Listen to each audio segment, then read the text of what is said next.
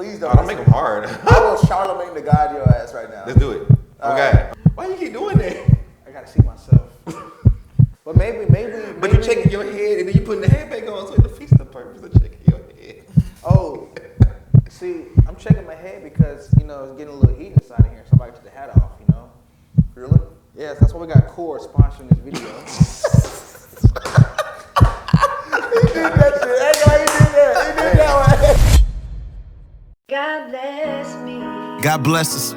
God help me. God help us. I think I'm insane. God bless us.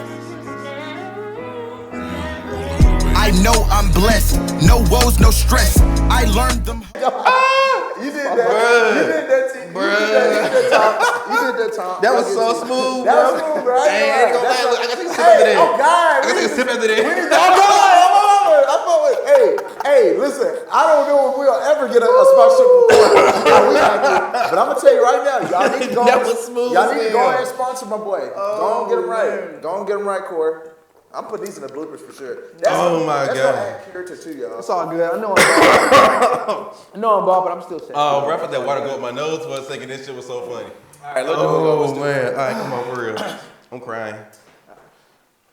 Yo, it's Jamar Carter and Too Easy Official, and we're back with another episode of the Road to Greatness. What's podcast. good? What's good, y'all? Y'all, man, it's been a minute, y'all. How y'all doing? I hope you guys been having a good holiday season. I hope everybody had a great Christmas, and I hope everybody's gonna, have a good New Year, y'all.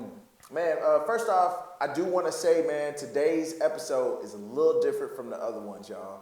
We're actually introducing our first ever guest on the Road to Greatness podcast. And what a guest do we have today? Man, I'm not gonna lie. Today we have somebody who has caused a lot of hell in the city of Huntsville, but at the same time have also done just as much good. Honestly, man, I want to introduce to y'all the marvelous, one of a kind, and the groundbreaking filmmaker, Tevin Keith. Hey, look. Go ahead and play that. I don't know why we all clapping, but gang. I know, right? Play that Jeezy standing ovation in the background, for this man. My president we're gonna is throw that. black. My Lambo. Cue the music. You know what I'm saying? All right, but for real, guys, how y'all doing? Let's ask Thompson, how you doing, man? I'm doing great, bro. I'm glad to be back in the studio, record another episode of this podcast, man. I'm here, bro. Man, let's do this, bro. I'm good, bro. The energy here, bro. Yeah, I like that. What about you, TK? What's going on with you? I'm chilling, man. Y'all already know I ain't shit. Nobody knows Tevin Keith. Gang. Okay, all right. So, man, guys, I want to really just dive into some questions with TK.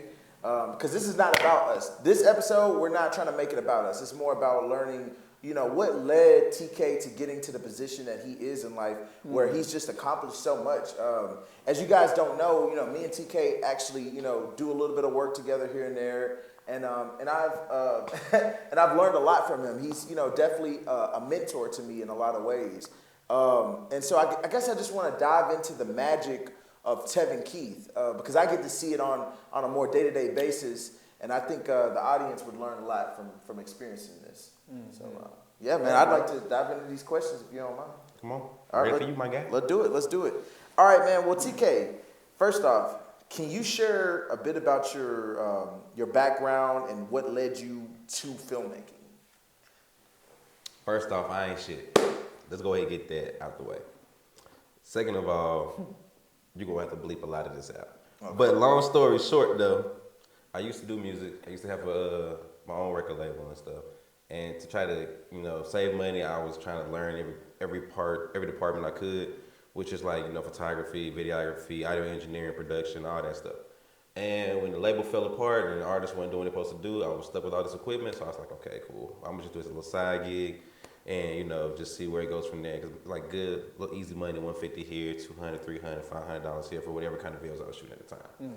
As far as how I got to the point I'm at now, and doing it full time, being for real, it's because Goodman Manufacturing, whatever their names is now, they're called Daikin now, that's why.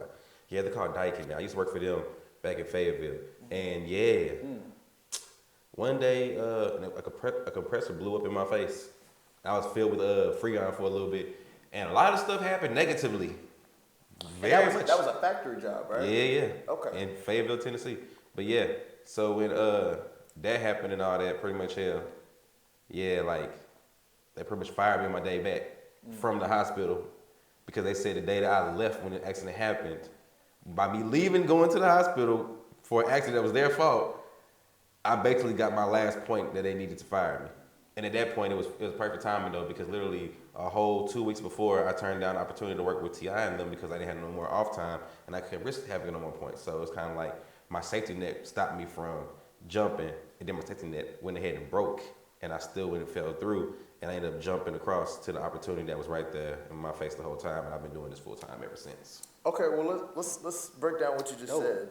So basically, you were working a job just like anybody else, trying to pay their bills. Did you have kids by that time? Yeah, dude. Okay. So he's paying bills kids for years, man. I've been a dad since I graduated, unfortunately. Oh man, like first year out. My first year out was his first year in the world. Man. Gang. Oh wow. So, but basically, what I'm hearing is that you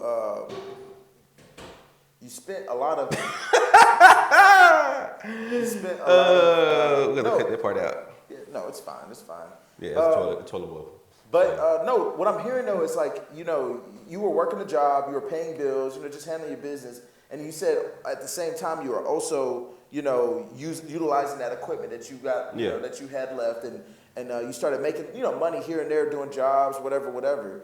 But my thing is this though, when you did lose the job, right, and you didn't lose it, they fired you. Yeah, they fired me. Yeah, what stopped you from just going to get another job? I know you said you went ahead and hopped on an opportunity, but what was the mindset you had during that season that led you to going and doing the opportunity versus working another job? Because I mean, someone else could have hired you, I'm gonna be real with you, bro. Like I said, you're gonna bleep this out. It fucked my mind up, cause for the longest, pretty much, imagine this, okay?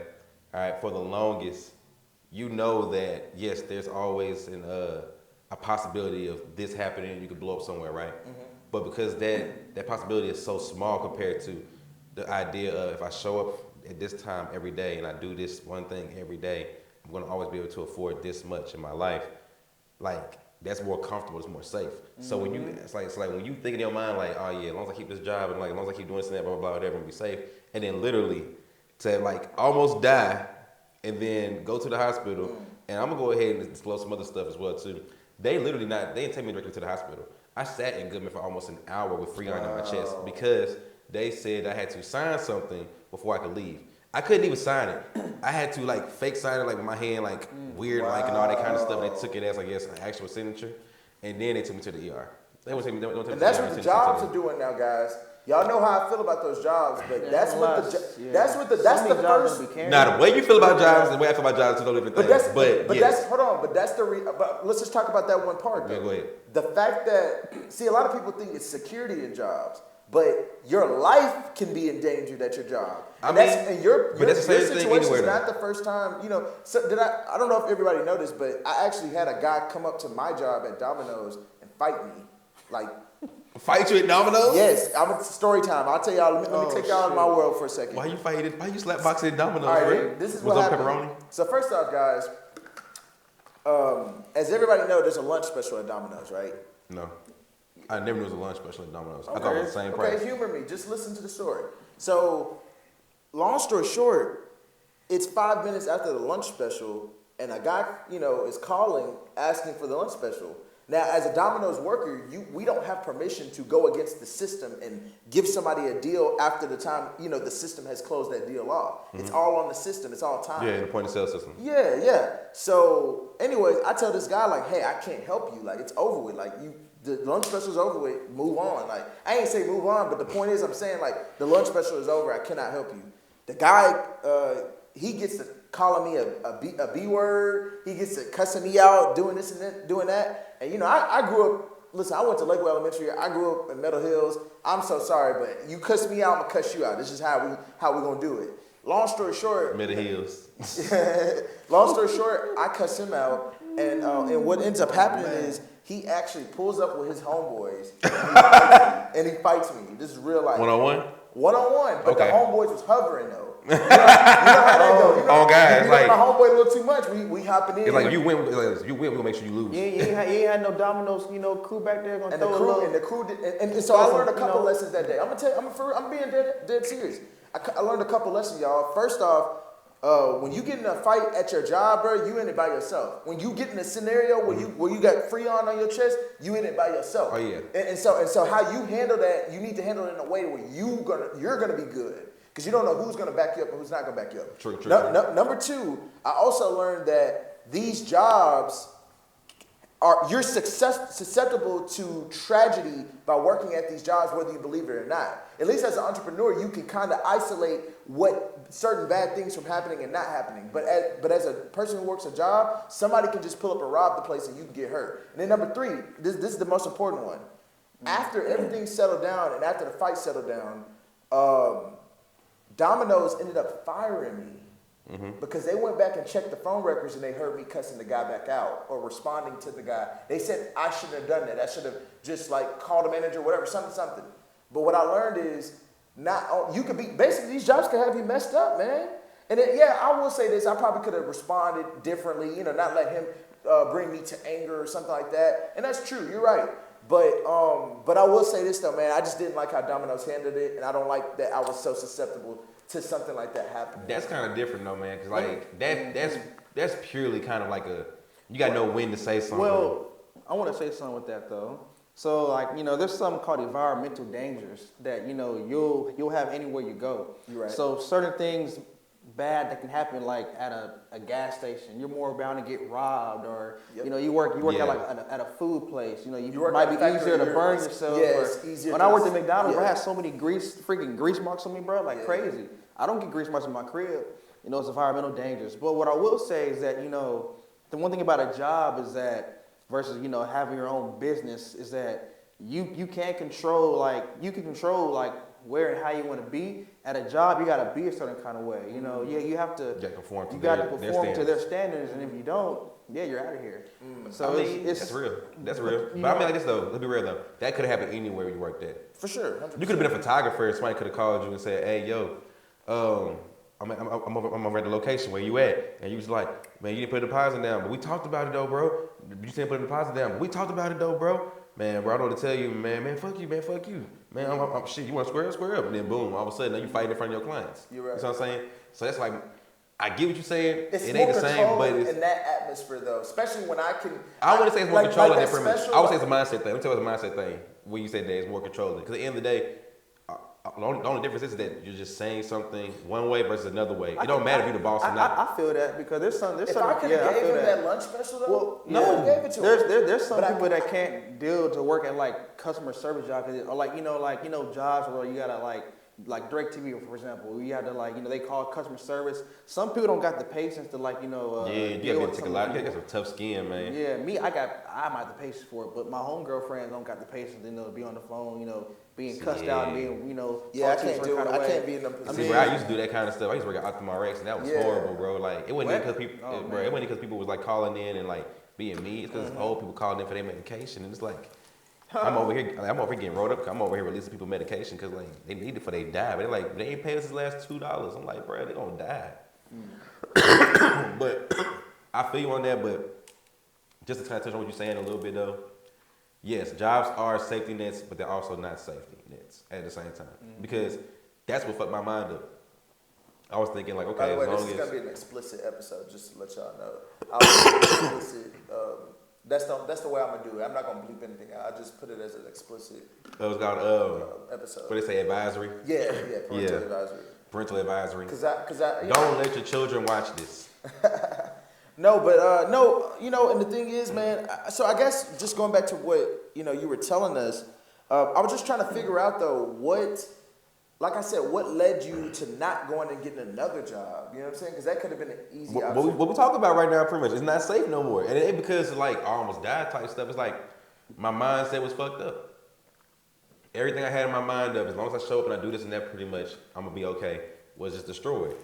And then they used their point system against me to go ahead and fire me so they wouldn't have to worry about legal issues, which I ain't gonna lie to you either. I was dead set on it. Like in my mind, the moment I got fired, when I was latest, and I know it's getting fired because it's so funny how they did it. like I was already working in the back again, and then my manager came and got me and was like, hey, yo, gotta come to the office real quick. I'm like, I already know what y'all finna do. Y'all been trying to fire me. And as I'm walking, I'm irritated. I'm mad in my mind, but I'm seeing all my peoples down the line. They're like, man, what's going on? I'm like, it'll be all right, it'll be straight. I'm over the line in them because I don't know what's gonna happen for real. But I'm very sure I'm finna get fired for something. Because they're scared. Long story short, by the time I get to the office, the woman telling me like the reason why I'm finna be fired and all that kind of stuff, I just started smiling at her ass. This white woman. When I tell you, bro, it's funny to see a white woman like get like real frizzled and scared because all you do as a black person is just smile at them. It's very interesting to see that because, bro, the whole time she's telling me like I'm being fired, she was like she even stopped mid sentence like, do you understand what I'm saying? Like I'm telling you that we're gonna have to temporarily suspend you and your termination will be pending. You know, us reviewing your points and all this kind of stuff. I said, that's fine. She said, you're not angry or upset because you're kind of smiling at me. I'm just like, nah, I'm good. This woman was so nervous, bro, to the point that she literally called security while I was there to help walk me out. Now, I understand technically that things like a regular thing, security was walk you out, but not all security is supposed to walk you out. Yeah. I don't think everybody supposed to take you out there, bro. So they thought you were They thought was crazy shit like that. Shoot. And like it's so funny too. What were you smiling for if you don't mind me? Cause bro, the whole time my mind, bro, that shit was funny. I was like, bro, like my mind is like fucked up. I'm like, Yeah. So that was a burning experience for you. That burned you with jobs, so to speak. basically, cause at the end of the day, for real, like, bro, I was smiling, bro. And I went to Instagram and Facebook Live. Right after, like it's not walking out of the building. I posted on Instagram and Facebook at the same time. I said, well, guess who just got fired? And then I also posted as well too. I said, guess who's also going to go to Atlanta for the weekend? Inbox me if you're trying to shoot. And I went out there with my homies, you know, work with some of T.I.'s subsidiary label artists and stuff like that. And it's just like, I'm like, bro, I could really be doing this because respectfully speaking to the homies, respectfully speaking, I feel like I knew a little bit more than them when we was out there working. I'm out there doing everything. I'm doing lighting. I'm doing camera operation. Camera settings, I'm doing grip, everything. So that smile was like your breaking point.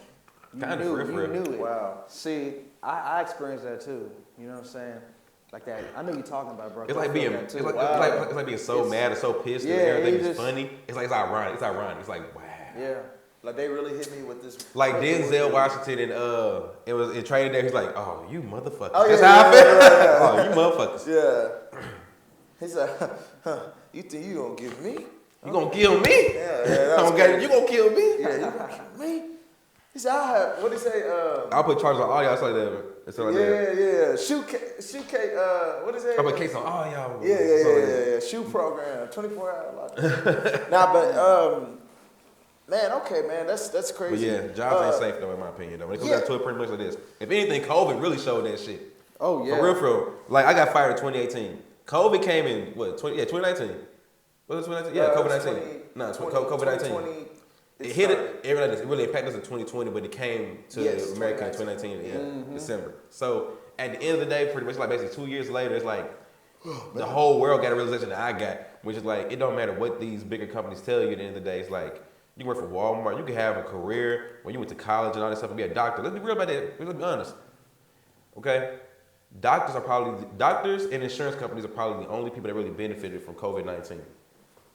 Financially wise. Of course, doctors retired and all that kind of stuff. But then imagine how many people that had regular, like, high-paying jobs and careers that they, you know, that required them to work actively, and because they couldn't work actively, they lost money. Yep. All these bigger companies lost millions of dollars during COVID shutdowns, and they're like, we don't want y'all to come back. We can't afford y'all to come back now, all that kind of stuff. We got to rebuild stuff and all that kind of stuff. Everybody, the whole world took a loss, basically, right? Yeah.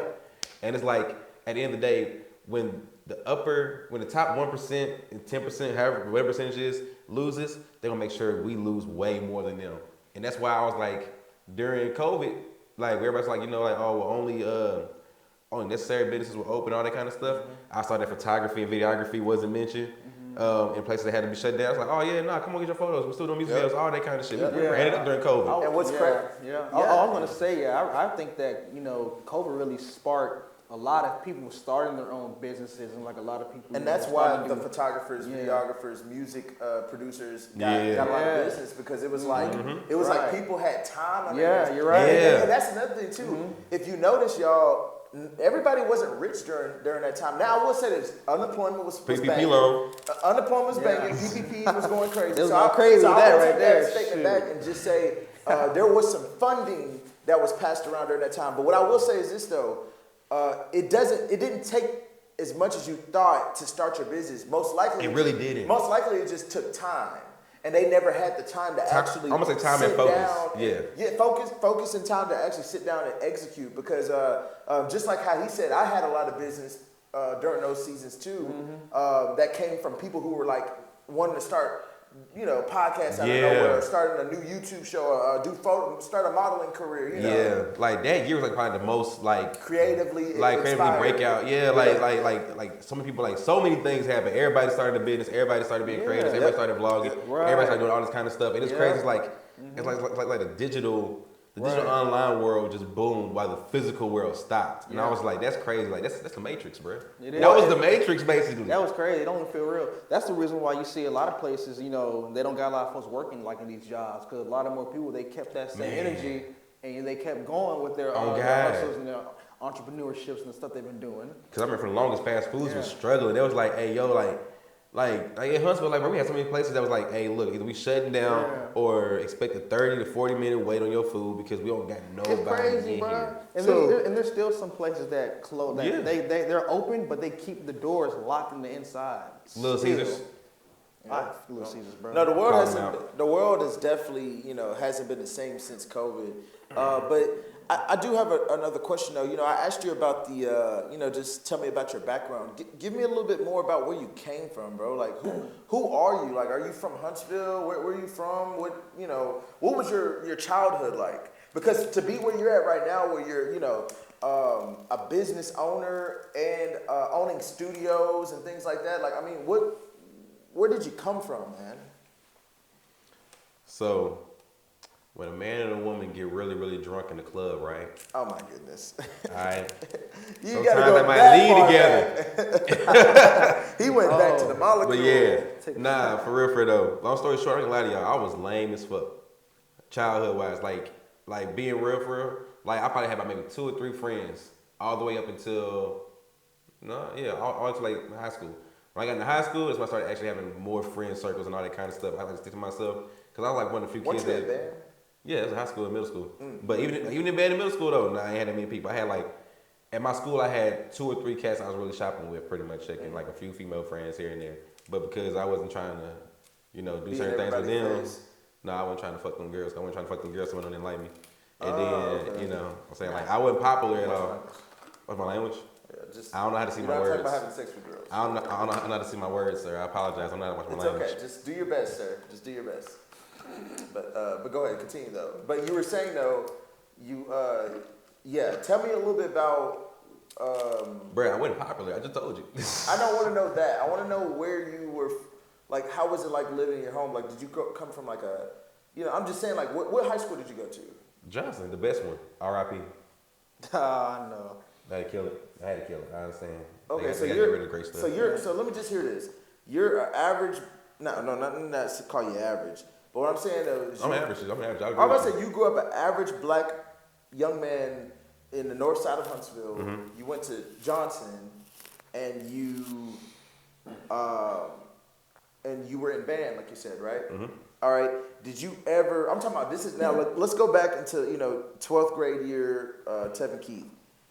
Did you ever expect to see yourself in this light? Nah. And making the money that you make now, and traveling the way you travel, and handling business on the level. But not the way I did it though. I was trying to be a rapper. I was trying to be a musician or a director or a musician. Something had to do with music only at the time. I didn't care, but I was at the same time running video equipment and audio equipment for the school, for like certain events and stuff like that. Like we had like talent shows and all this stuff. I was actually like helping, like do all that background stuff. And it's funny because my band director used to tell me all the time. He's like, I know you want to be a musician and an artist and all that kind of stuff, and you're good at it, but this is what you should be doing. I'm just like, nah, I don't really like this. This is cool, but this ain't what I want to do though. So I want to be media was always calling you. Basically, at the end of the day, pretty much I feel like media, in some shape or form, was going to be calling me because I also could draw and all that kind of stuff. I got a lot of different talents. I just don't show them too much.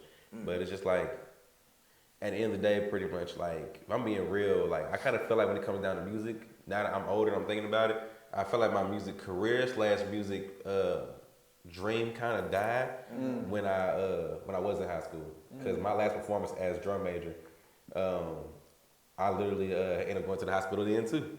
What? Yep. What happened with that? I got into a wreck 3 days before our last You battle of pushed it? bands. You forced it? Pause. Yes. Oh.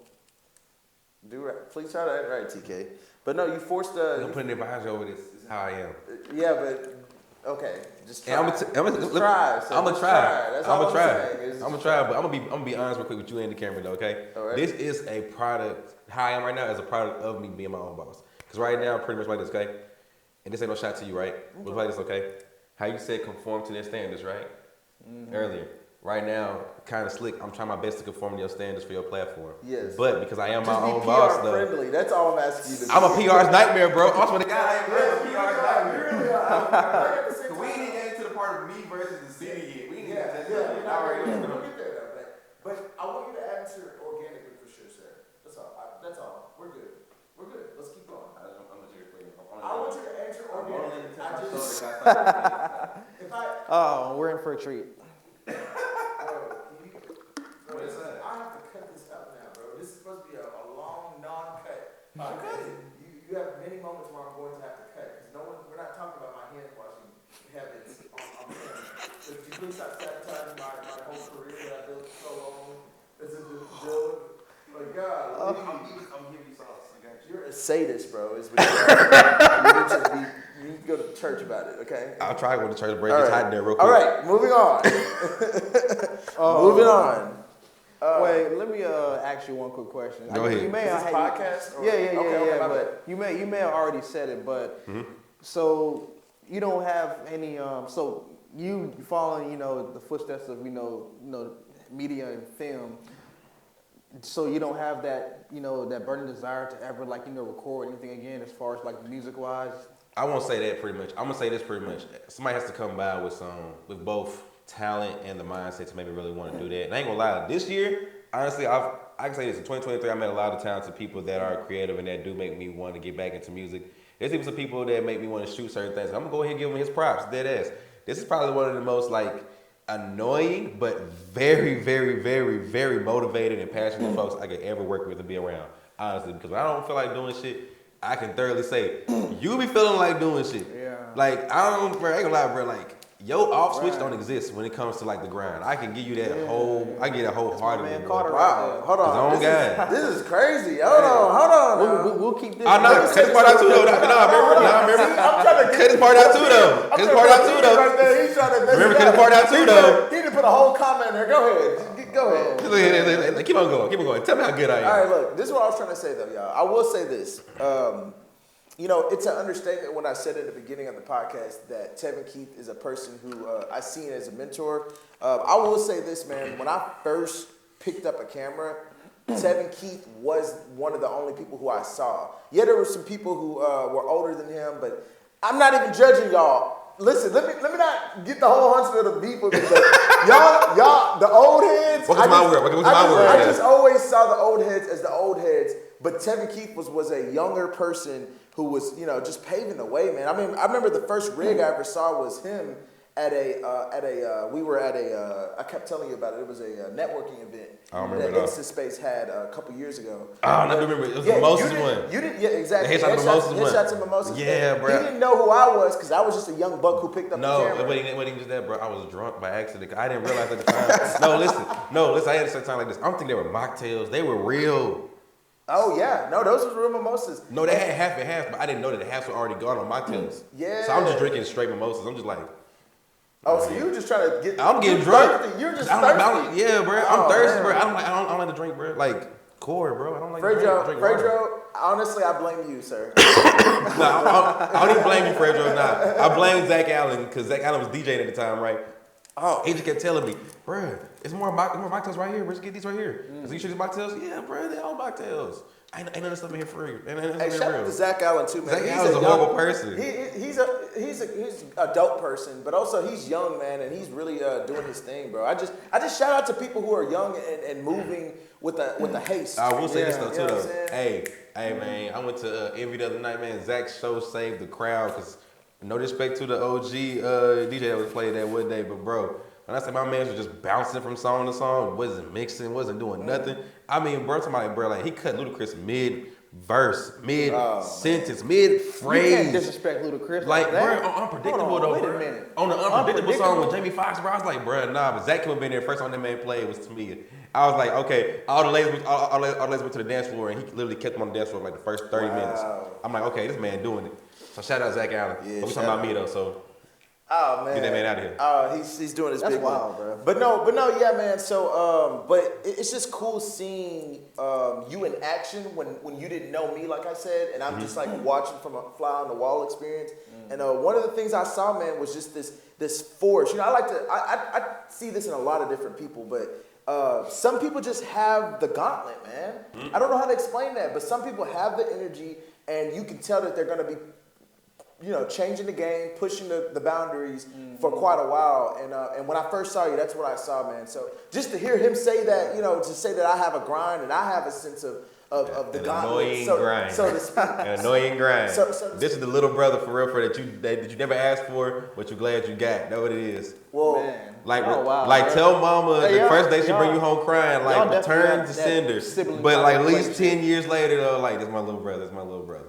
no, That and kind of even me vibe. and Thompson talk about it a lot before we started working with you. We used to talk about just you and your work all the time, man, and about Man, he's a testament right here. I shot a video for this man, and it's funny because it's like it's been a I was minute. gonna tell a story about that. Yeah, you know, go ahead. I was thinking back, like, you know, when me and you first met. Well, you I had know it hair, was- man. You I had did. locks. I had locks, bro. Just like you. We bro. traded, bro. We did. We traded, bro. Yeah, He had some long ass locks too. I gave him my locks, and I took his little low cut. Now I think you still had some. You still had some Man, I locks made a going throw or on. something. I don't know. I made a throw or something, but nah, bro. You I had don't locks, remember, bro. But yeah, I did have the I had locks. to ask him. Like, I was asking, like, I was asking everybody to talk. I was trying to debate if I wanted to get locks. I was like, you one of the people that want to get locks. I was like, bro, their locks are kind of long, bro. Yeah, it was dope, bro. But yeah, I first met Tevin Keith in 2020, peak of the pandemic era. You know, he had shot my music video, a song called "Long Time." You probably remember that.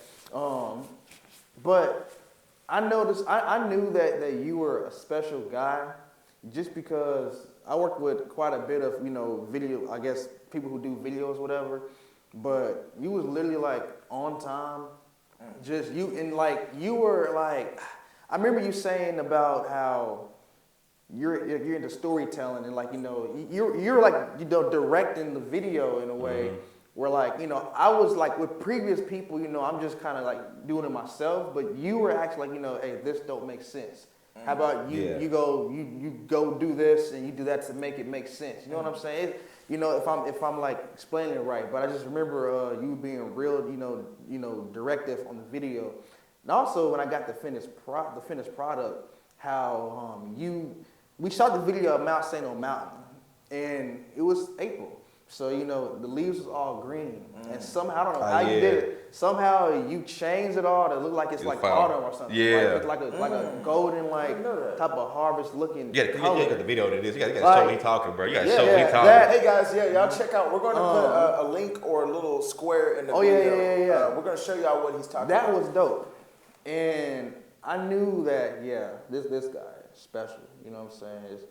It's crazy how I haven't worked with you a lot, you know, since then, but I knew that you were definitely a special individual, man. Just Appreciate off that, of, man. the experience I had with you and the finished product. Yeah, and a lot of times it's kind of crazy. We even use you as a measure of standard. Me and him have used you. Good way or bad way? Well, we'll say okay. Both. No, he'll be like back in the day. You know, this is like a little bit before I worked with you. Like I said, he'd be like, yeah, man, I need a video, and then we'd be like.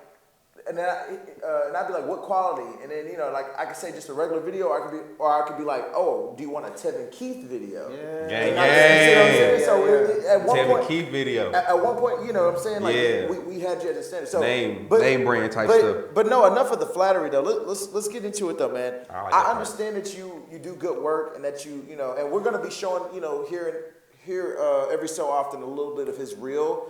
But I know you do good work, man, and I know you have some really good projects that you've completed. But man, I want to hear about some of the bad ones, though, man. Tell me a little bit about your challenges. Tell me some of the moments where you were like, man, I don't even know if I should be doing this anymore, or if this is my dream. Like, what's, you know? This is the part right here where I can finally say that everybody's going to start hating me again if they already weren't. Okay. I ain't gonna lie, they never stop, because a lot of people have, like, they feel like the statement I'm finna say is true.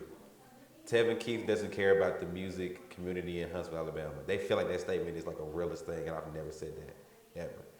Because at the end of the day, my biggest challenge when it comes to stuff, because of music videos, is dealing with artists that either are trying to copy other artists that don't want to be original or that don't even want to be true to this idea of the grind.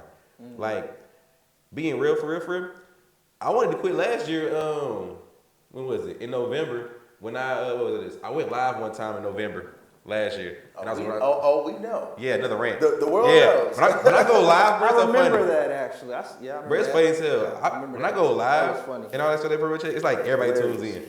Everybody tunes in because they know I'm finna either put somebody on blast, I'm finna address something somebody that said about me. Yeah. I'm finna like something really wild and blunt. I'm the Kanye West of the city. I don't care nobody say.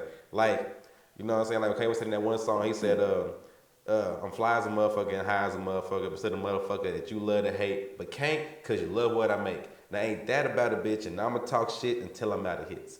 That's the vibe I be giving and I be getting from folks. I'm the Kanye West of the city. So last year in November, I literally went live because I found out this little shawty indicator / Huntsville, I don't know where she at, and I ain't saying no names either, but I'm really well known for calling people on that bullshit when it comes to people, like, you know, trying to finesse and trying to buy views and all that stuff. This girl literally made her own flyer for a club in Atlanta. And I'm like, I'm literally in Atlanta at the same time when she's supposed to be performing. So I'm just like, okay, cool, we bored, we finished production on this project early. I'm finna just go ahead and go over there and see what this girl got going on over here. I never met her, none of that stuff, I just want to show support. The place is closed. The dude like closing up, like they shutting down the grease and all that kind of stuff, like they closing it. And I'm just like, thought it was gonna be performance in like an hour or so. They're like, I don't even know why I showed them the flyer. I don't know that girl, I don't know nothing. I'm like, yo, that's wild. So I got back to the city. I'm literally going live telling people like, let me tell y'all about how crazy it is, like how hard y'all work to not really put in the grind. How hard you work to not work hard. Let me say that.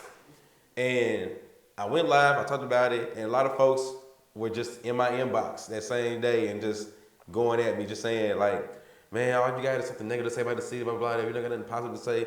You're not supporting nobody. You never do this and that, blah, blah, blah, for the city. Mind you, I'm the only videographer to my knowledge, and I'm very sure to everybody else's knowledge, in Huntsville, Alabama, that actually gave away as many videos as I've done since my career started. Actually, in my opinion, I don't think nobody else has ever given away a music video, to my knowledge. I literally was doing what? I mean, it's some quarterly. people that's doing music videos for free, but... Nah, doing music videos for free, one thing. I'm talking like creating a whole open giveaway type thing. Oh, or if like I get sponsorship, I'll be like, hey, yo, you know what, instead? Go ahead and pick an artist. You know what I'm saying? Pick an artist like that, whatever. Pretty much I get sponsorship money to give y'all free stuff, type stuff like that. Now, if I could be a voice for the people who maybe, you know, who were against you at that time. He was against me. I just want to challenge you and see how you feel about it. But my question is this, you know, do you feel like, was it literally what you said was the thing that people didn't like, or was it the delivery and energy of how you gave it? It's both. It's both. Cause like this, when it comes down to it, I don't care nobody says. How you say something does matter. Mm-hmm. What you're saying does matter just as much. If you're not mature enough to be able to take in both and decipher for yourself, that's your fault, not mine.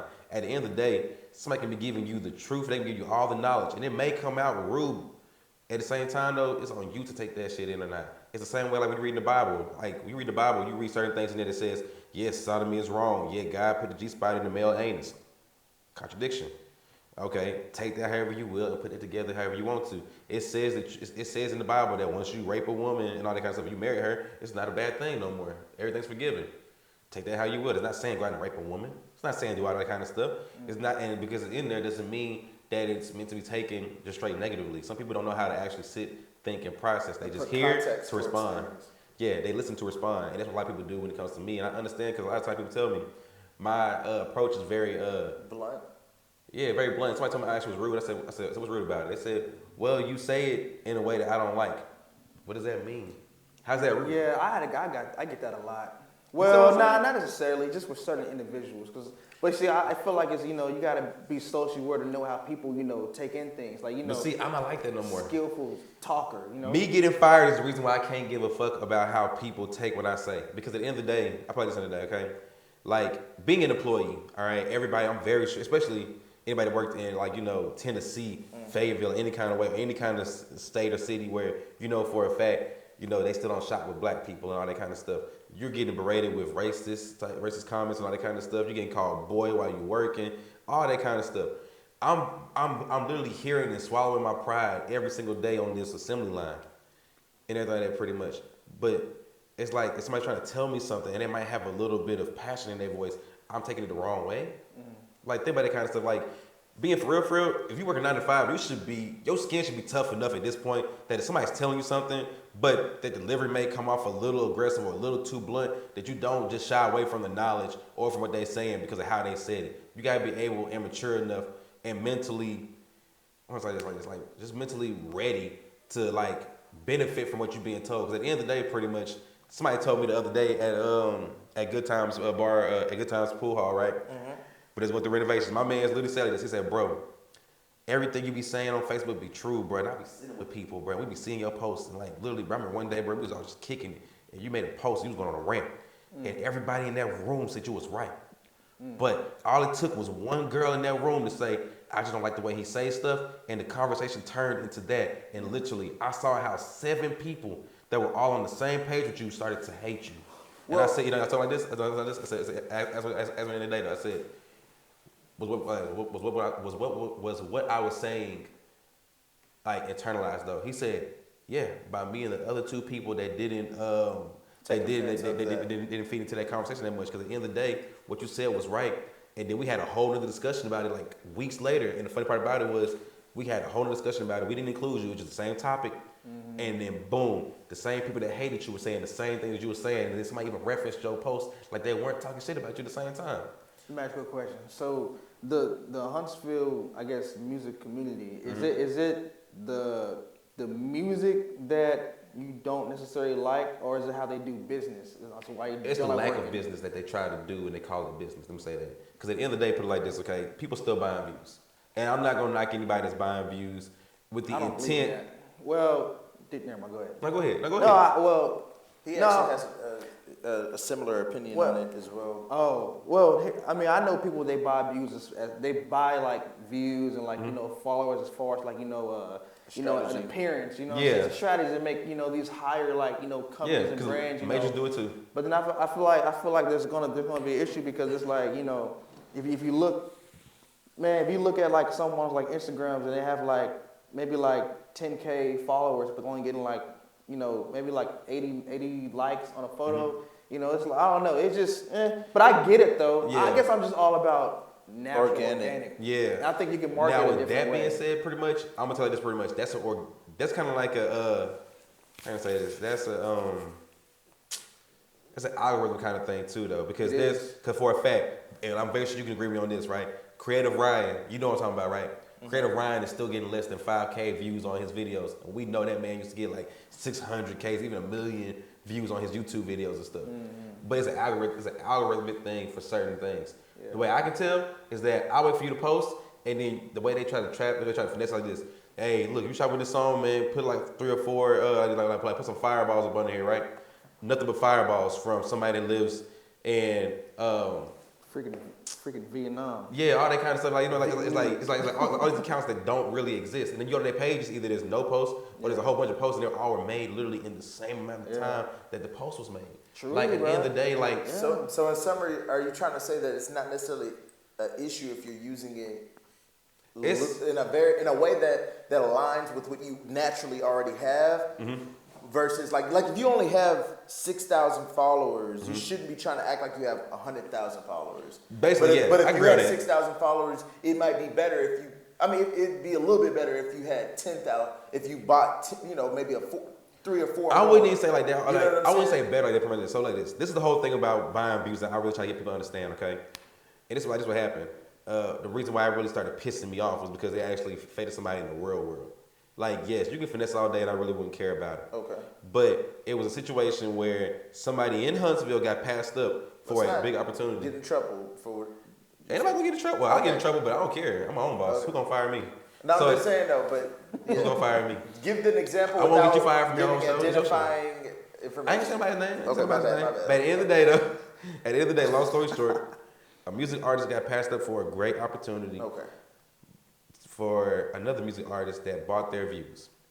When the other music artists bought their views, and all that kind of stuff. They pretty much They changed. couldn't even keep up with the. Not even that. I mean, opportunity. no, not even that, because this artist still makes good music. This artist, the second artist that bought views, still make good music. Okay.